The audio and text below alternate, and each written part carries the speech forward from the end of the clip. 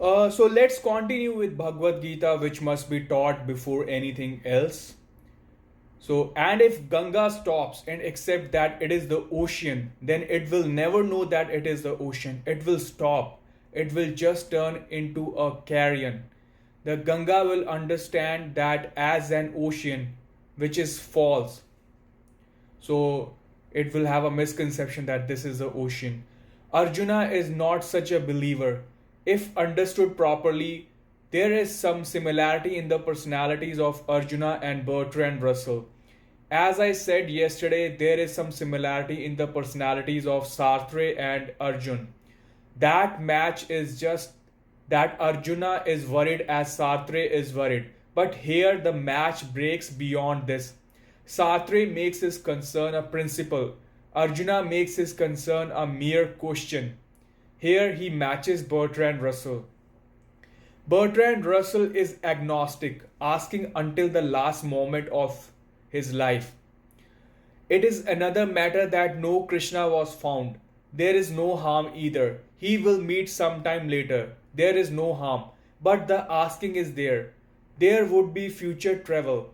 I believe that the believers on this earth, like Paul Tillich around Bertrand Russell, are insincere. Paul Tillich may be self-deceiving. Russell is not. And the people like Paul Tillich and Russell have lived together on this earth. My own understanding is that Bertrand Russell moved towards theism.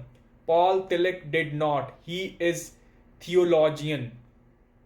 And it is very interesting thing that if there is any biggest enemy of religion in the world, it is not irreligion. It is theology. It is religious scriptures. The biggest enemy of religion is in classism. So those who live in classism can never become religious. The reason for this are because religion is always above the intellect and the scriptures are always below the intellect.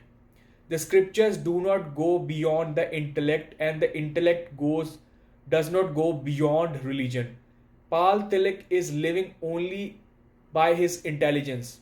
It is not that Bertrand is denying intelligence, living completely wisely, but there is no acceptance of intelligence. Bertrand Russell also has doubts about intelligence. He is skeptical about intelligence also. It seems to him that even intelligence has limits. Arjuna has very deep coordination, like Russell and Sartre are together. His sadness is religious because his sadness leads to faith. The fathers, the sons for whom we want the kingdom, enjoyment, and happiness, all of them are standing for war by sacrificing their lives and wealth. So, we have explanation for this.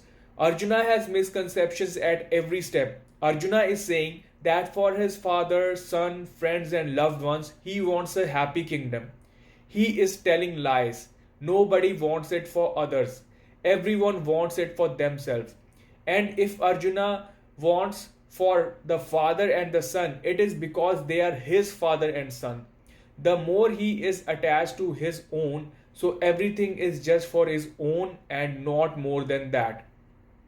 Yes, it is definitely true that without them, happiness would not also become very rare.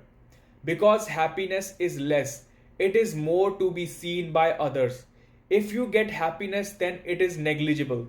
Even if I get the biggest kingdom, I don't get that much happiness in getting the kingdom as I would get in proving to my people that I got the kingdom for them. Then only I get real happiness. And there are limits to man's thinking. If a question passes by, laden with golden ornaments, diamonds, and jewels, the village maid does not feel jealous because the queen falls outside the range. To worry about the queen is outside the area, it falls outside the limits of thinking for a maid. There is no jealousy of the queen. Because if the neighbor's maid passes by even hanging a piece of fake glass, then an arrow pierces her life. She is within the range of thinking. Man's jealousies, man's ambitions always remain within limits. If you want to get fame, then this fame will not give you any pleasure in front of strangers. It will give you pleasure only in front of those who are close to you and known to you. Because there is no pleasure in proving one's ego in front of strangers. The fun lies in defeating those who are yours. It's fun to show it to those who are yours. See what I have become and what you have not been able to do. Jesus had said somewhere that a prophet is never respected in his own village, although would like to be respected in his own village, but it cannot happen. If Jesus had gone to his own village, people would have said, he is a carpenter's son. The same Joseph carpenter's son. From where he can get knowledge? It's not possible. Till yesterday he used to chop wood. Has he gained knowledge? People will laugh. Even in this laughter, there is difficulty in accepting the carpenter's son at such a height, because Jesus is within their range. So it is very difficult to accept something new. So it is very difficult thing for a prophet to be worshipped in his village, because it is within the limits of village jealousy. Vivekananda never received as much respect in Calcutta as he did in America.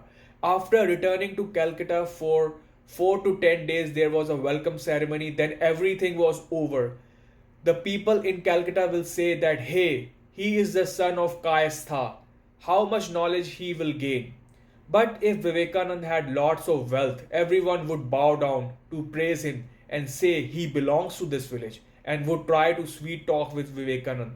Although in the past they never even bothered to talk with him. Ram Tirtha got huge respect in America, but not in Kashi from where he was born. In Kashi, a Pandit stood up and said that you do not know the Sanskrit alphabet and you are talking about Brahm Gyan, means the ultimate truth. Learn Sanskrit first, and poor Ram Tirtha went away to learn Sanskrit. There is a range, a limit, a circle. But perhaps even Ram Tirtha could not have enjoyed being honored in New York as much he would have enjoyed if he had been honored in Kashi from where he was being born. That's why Ram Tirtha also never got angry as long as he was in America. He never felt sad or worried, but he became sad and worried in Kashi.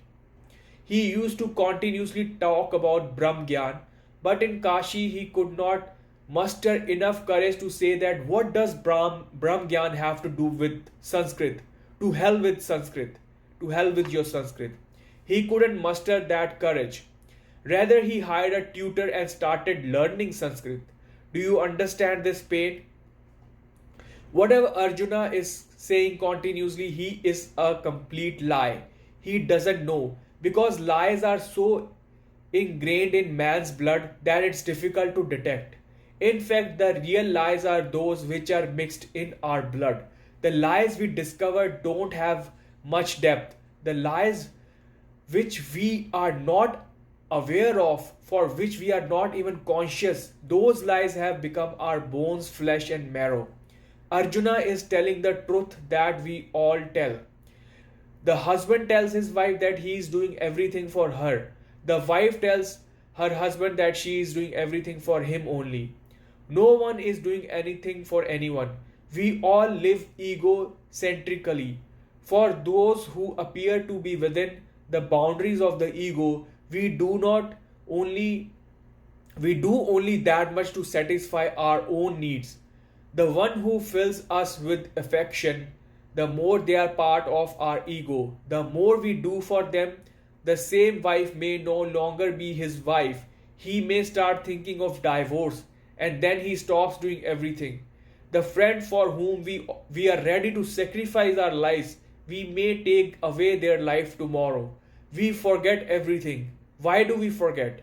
As long as the friendship strengthened the I within us, the friend was ours. And when the friend does not strengthen the I in us, the friend is no longer ours. No, Arjuna, it is wrong. He's saying everything wrong. He doesn't know. If he knows, then he would be a different matter. It would be a different matter. He will